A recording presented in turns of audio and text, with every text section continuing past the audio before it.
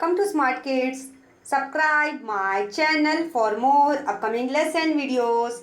Hello dear student, we are going to learn lesson number 3.3 A Crow in the House in English Bal Bharti textbook in class 7. So let's begin our chapter. A Crow in the House. जैसे बच्चों आपको पता होगा crow क्या है, एक bird का नाम है जो कहाँ पे रहता है, घर जो कहाँ रहता है, बाहर, मतलब बाहर रहता है, स्काई पे फ्लाई करता है। लेकिन यहाँ पे ऐसा क्रो है जो घर के अंदर रह रहा है। हम देखेंगे इस लेसन में जो क्रो है, आपने क्रो देखा होगा जो ब्लैक कलर का होता है, वो कहाँ रहता है, स्काई में फ्लाई करता है, ट्रीज पे बैठता है। और ऐसे बहुत सारे जो घरों में रूफ्स रहते हैं, छत वगैरह पे बैठता है, मतलब अपनी लाइफ पूरे बाहर ही गुजारता है, बाहरी टाइम स्पेंड बाहर ही गुजारता है। और अब क्रो आपने देखा होगा ब्लैक कलर का होता है, वो हवाओं में उड़ता है। तो यहाँ पे इस लेसन में क्या है, अक्रो इन द हाउस, मतलब एक ऐसा क्रो है जो घर में आ गया है। So let's begin our chapter.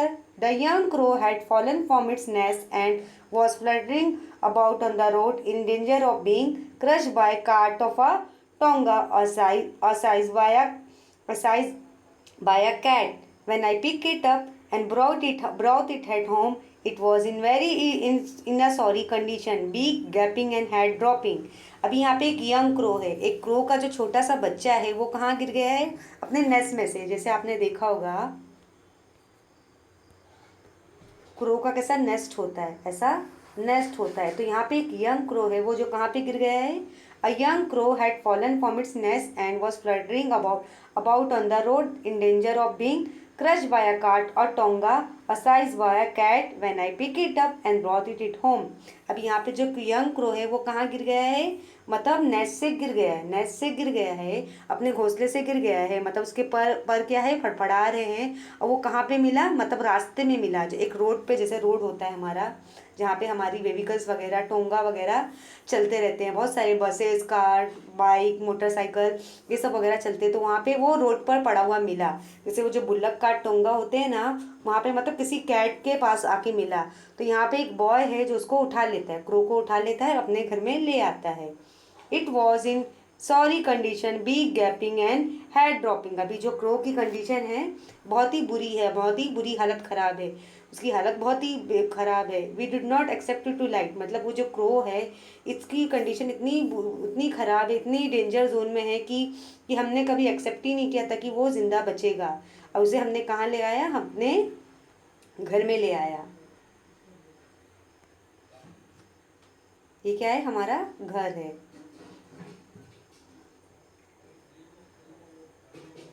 ऐसे उसे हमने अपने घर में ले आया।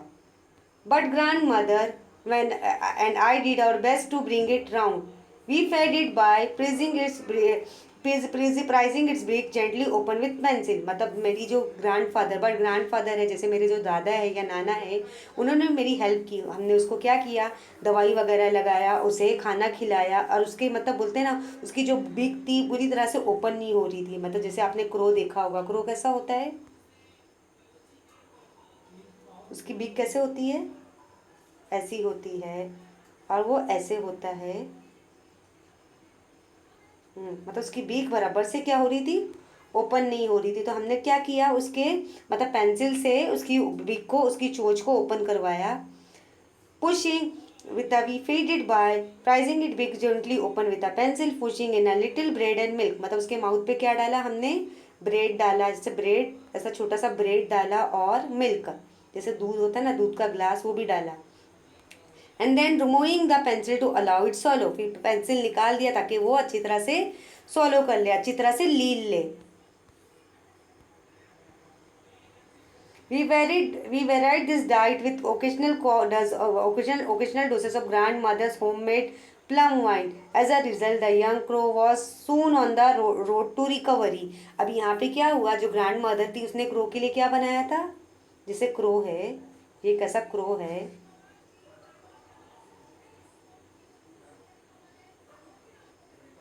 क्रो है, मतलब उसने ना मतलब उसने जब क्रो लेकर आई, जो बॉय ने अपने रास्ते में उसे क्रो को उठा के लेकर आया तो उसको अच्छी तरह से फीड किया, अच्छी तरह से खाना खिलाया। जब उसका माउथ नहीं खुल रहा था उसने पेंसिल डाली और बाद में उसको ब्रेड खिलाया। दादा ने भी हेल्प की, ब्रेड और दूध पिलाया, जिससे उसकी तबीयत थोड़ी ठीक हो गई थी। दादी ने क्या बनाया, उसके लिए बहुत सारे खाने की वैरायटी बनाई। होममेड का क्या, प्लम का वाइन बनाया, प्लम की एक वाइन बनाई, जिससे बोलते हैं ना प्लम की वाइन बनाई।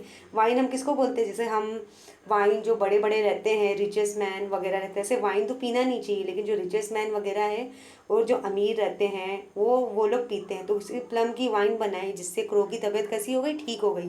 वो बहुत ही इतना रिकवर हो गया, मतलब इतना अच्छा ठीक हो गया कि वो फिर से वो हवाओं में उड़ सकता है, मतलब वो अच्छी तरह से उड़ सकता है।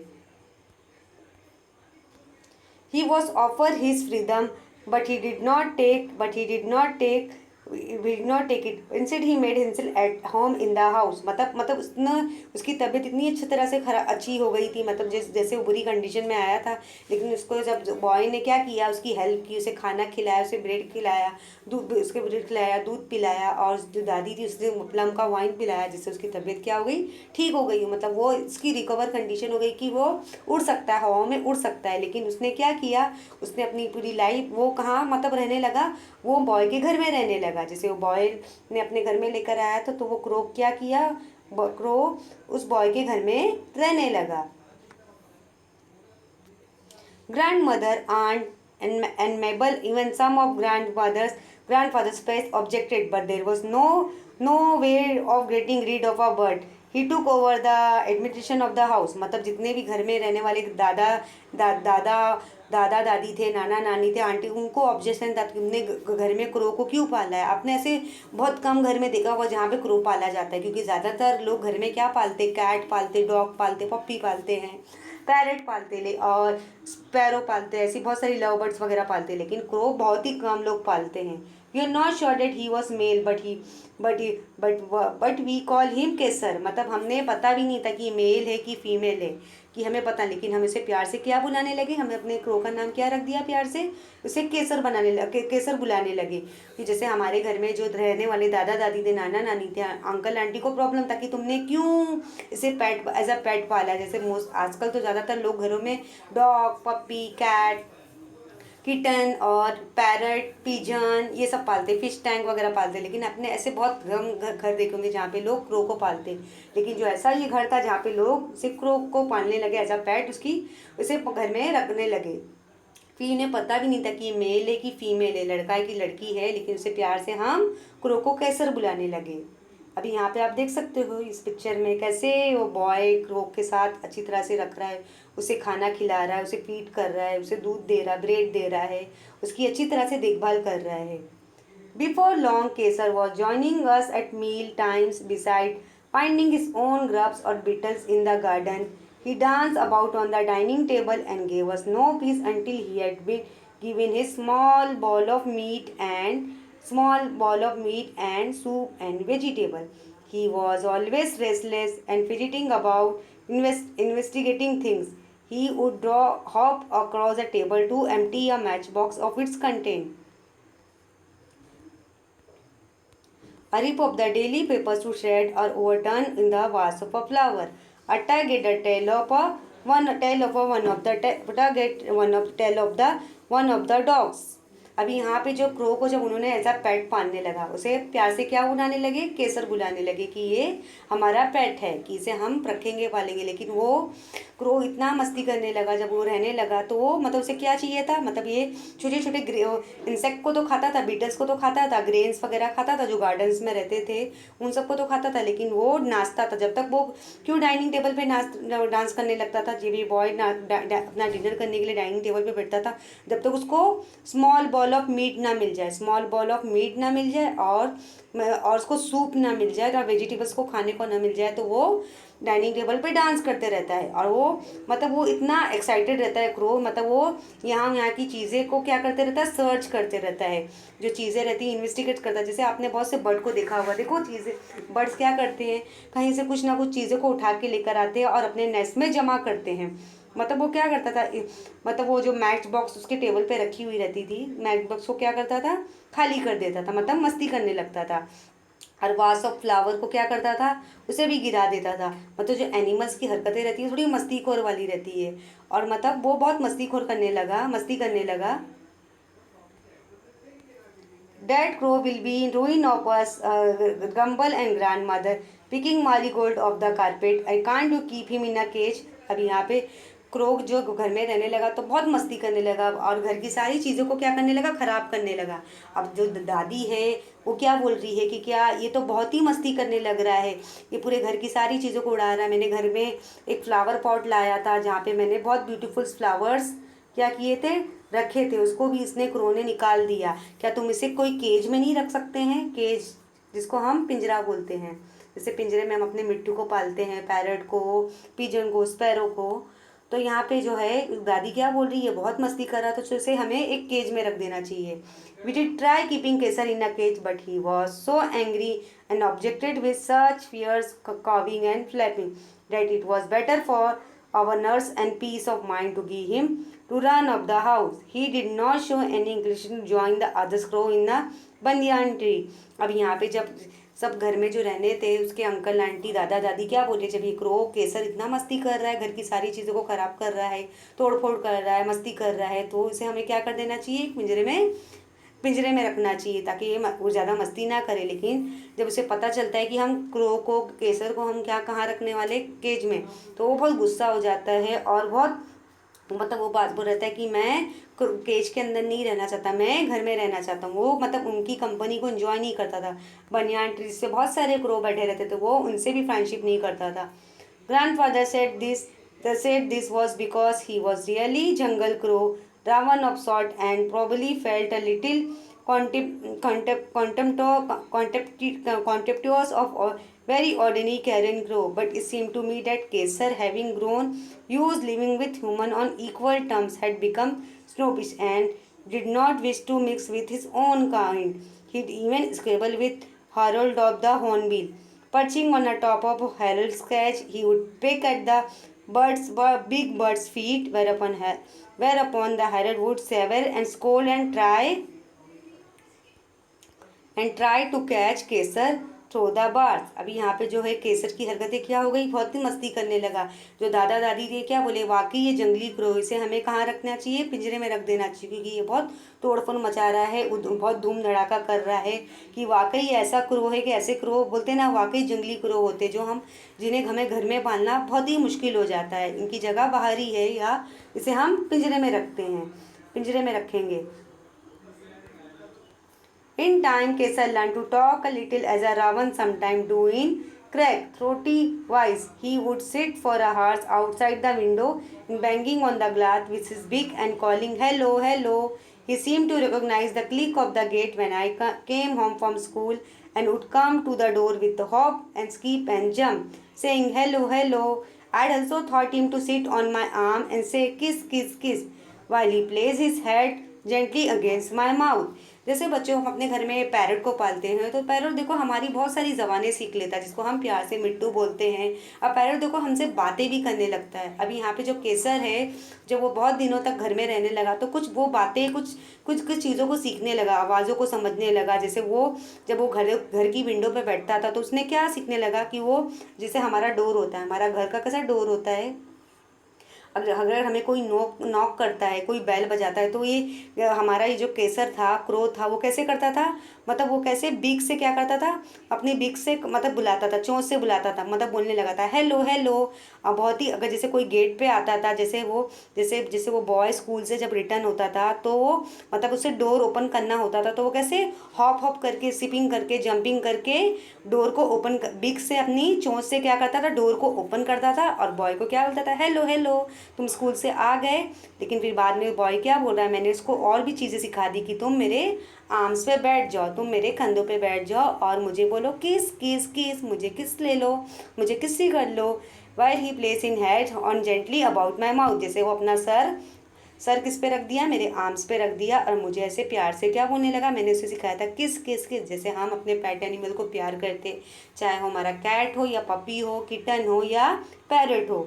तो इसलिए केसर बहुत सारी लैंग्वेज सीख लिया था, कुछ छोटे छोटे हेलो हेलो वर्ड सीख लिया था।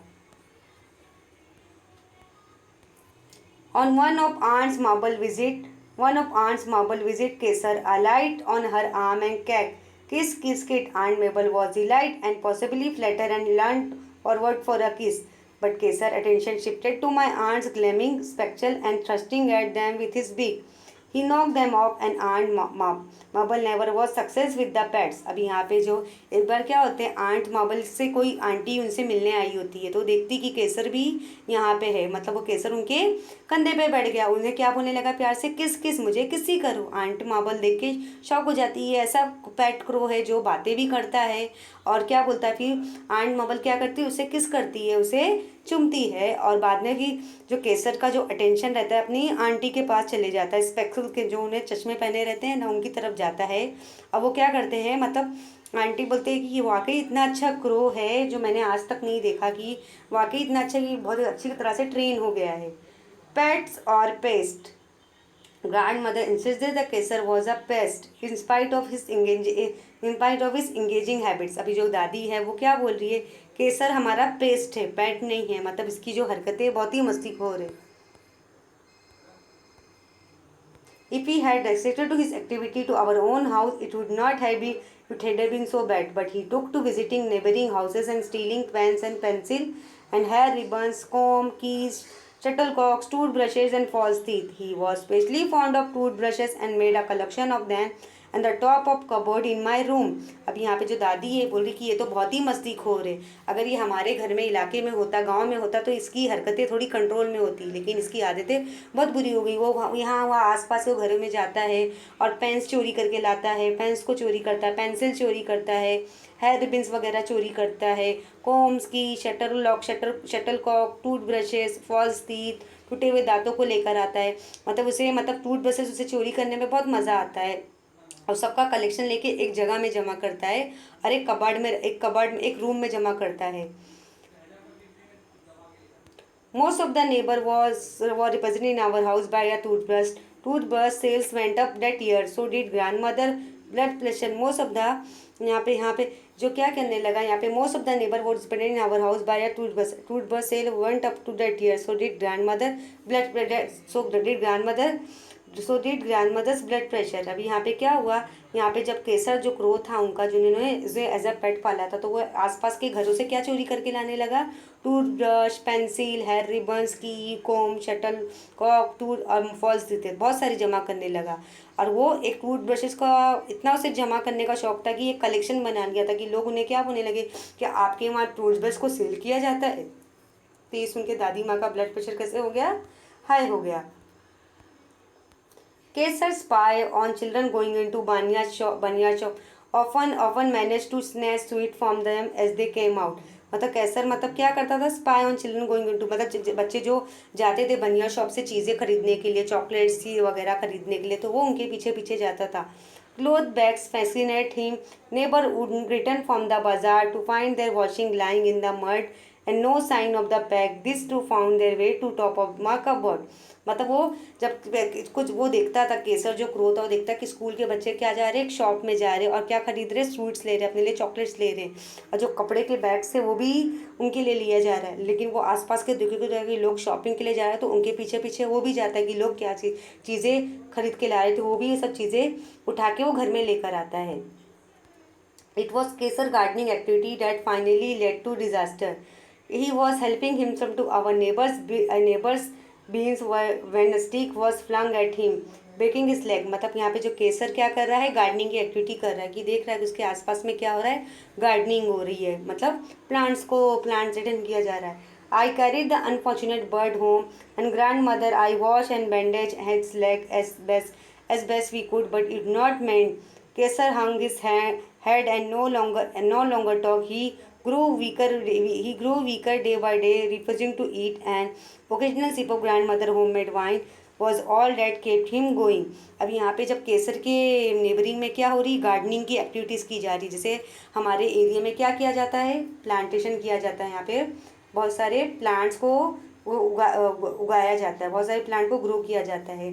तो यहाँ पे जो है बॉय को क्या बोल रहा है कि हमने तो इसे मतलब ये जो केसर तुम्हें आसपास के पड़ोसी से पूछने लगे, ये तुम्हें केसर कहाँ मिला, ये क्रो तुम्हें कहाँ मिला। तो ये बॉय क्या बोलता है, मुझे ये रास्ते में मिला, कि इसकी कंडीशन बहुत ख़राब थी, लेकिन हमने इसे क्या किया, बैंडेज लगाया, दवा पिलाया, इसे खाना खिलाया, और दादी माँ के सूप ने इसे वाकई बहुत ही फिट कर दिया कि ये बहुत ही हेल्दी बन गया।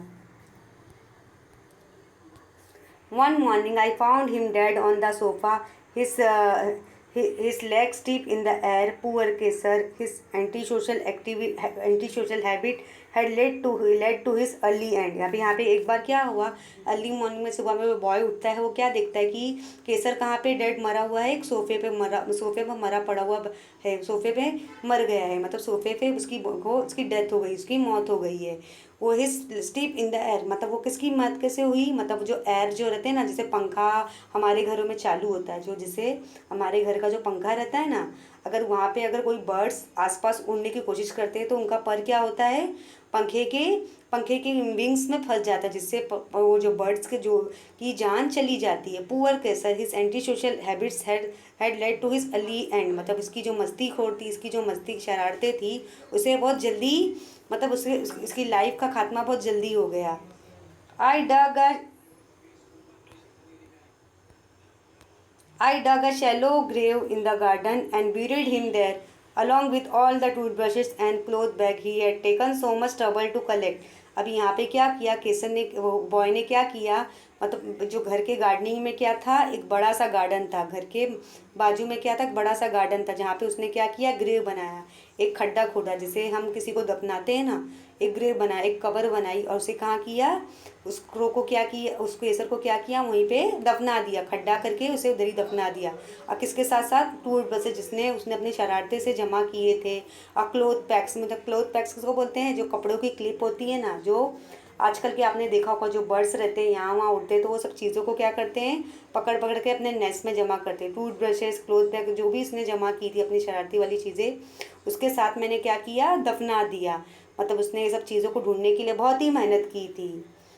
तो हमने देखा कि बहुत ही अच्छी स्टोरी थी। जो एक क्रो था, केसर जिसका नाम था, वो बहुत ही मस्तीखोर था, लेकिन एट द एंड उसकी जान क्या होती है, चली जाती है।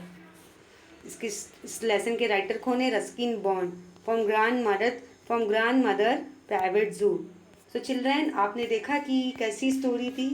So children, I hope you all have enjoy this lesson very well. Thank you.